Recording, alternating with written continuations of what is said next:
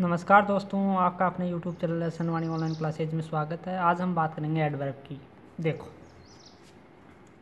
सबसे पहले इसकी डेफिनेशन देखते हैं, यानी क्रिया विशेषण। एडवर्ब को क्या कहते हैं इंग्लिश में? क्रिया विशेषण। वह शब्द जो किसी क्रिया यानी वर्ब, विशेषण, एडजेक्टिव अथवा अन्य क्रिया विशेषण एडवर्ब की विशेषता बतलाता है अथवा उसके बारे में अतिरिक्त सूचना प्रदान करता है, वो क्या कहलाता है? क्रिया विशेषण कहलाता है, एडवर्ब कहलाता है। An adverb qualifies a verb, an adjective or another adverb। देखो एग्जाम्पल देखना,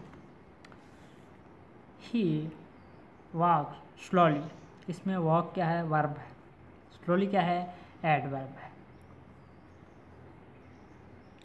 you run fast, रन क्या है? वर्ब है।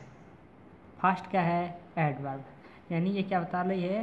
वर्ब की विशेषता बता रही है। ओके, अब देखते हैं उपरोक्त वाक्यों में वर्ब वॉक्स तथा रन्स की विशेषता क्रमशः स्लोली तथा फास्ट बता रहा है। स्लोली तथा फास्ट क्या है? एडवर्ब्स है। देखो एडवर्ब के प्रकार, काइंड्स ऑफ एडवर्ब, यानी क्रिया विशेषण के प्रकार।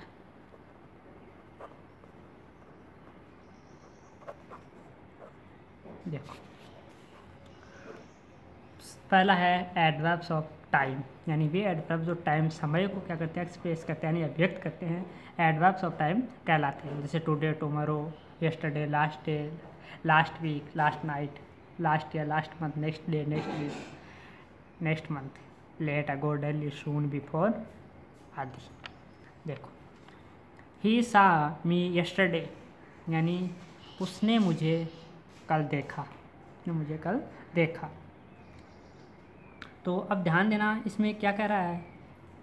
ही सा मी यस्टरडे, यानी उसने मुझे कल देखा। तो इसमें क्या टाइम यस्टरडे आ रहा है, ध्यान देना।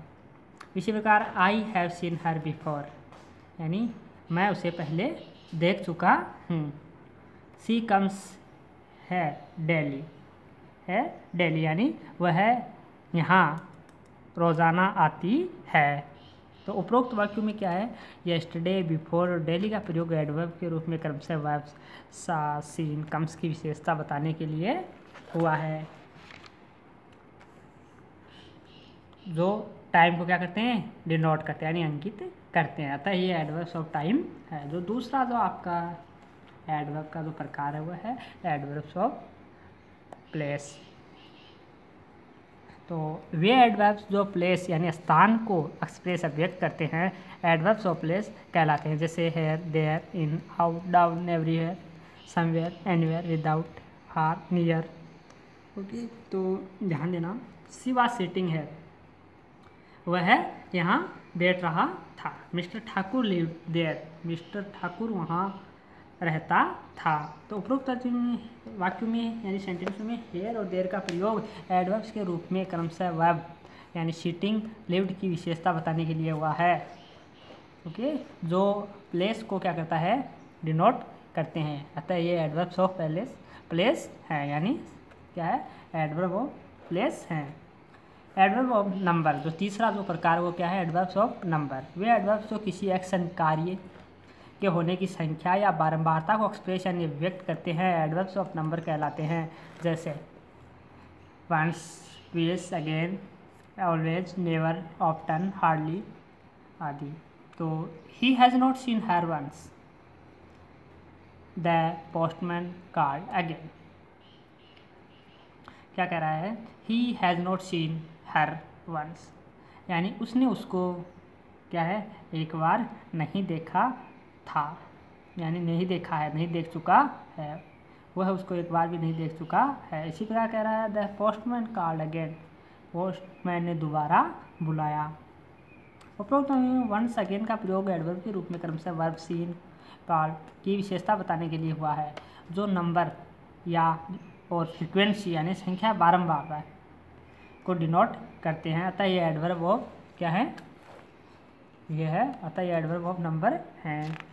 देखो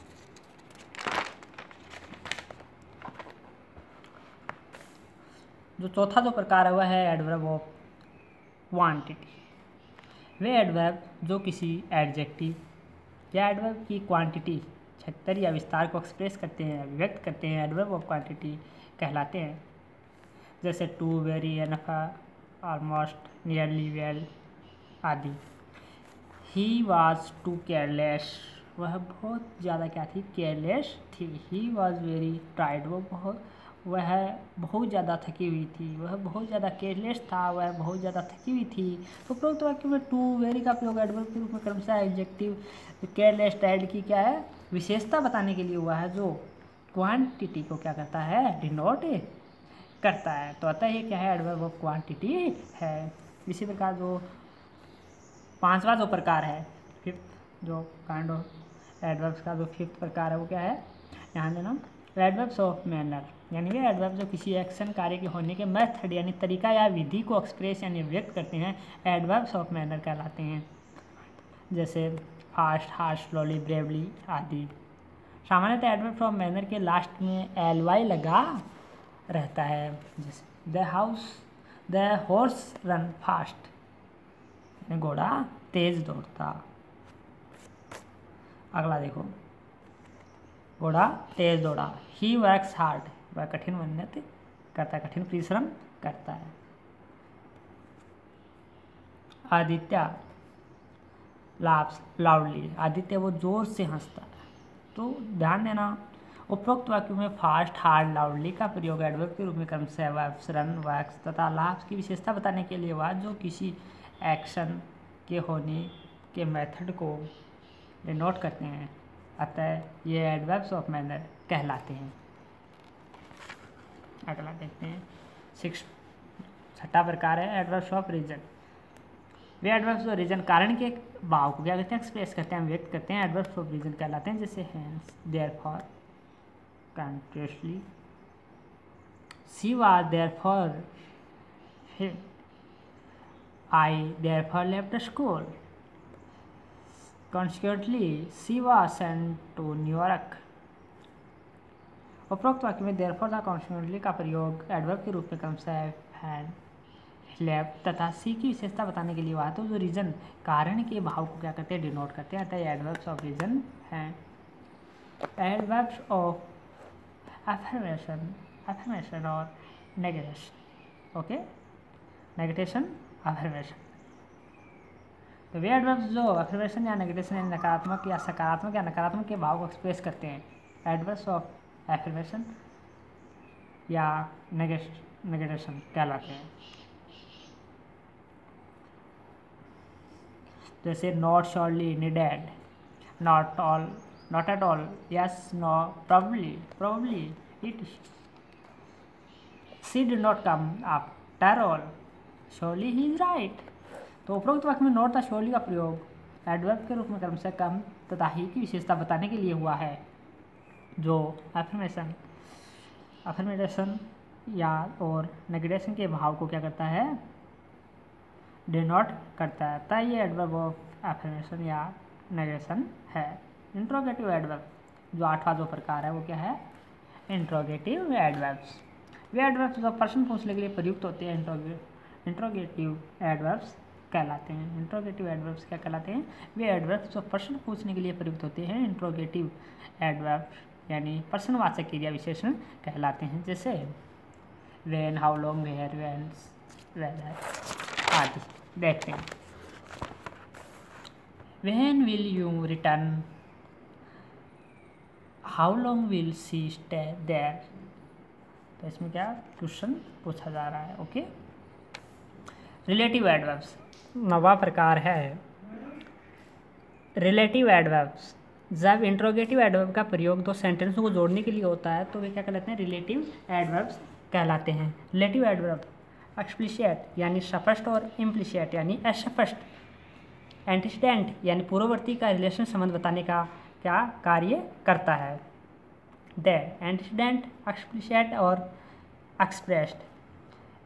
this is the place where the king lived. Do you know the time when he will come? उपरोक्त वाक्यों में where तथा when रिलेटिव एडवर्ब्स हैं।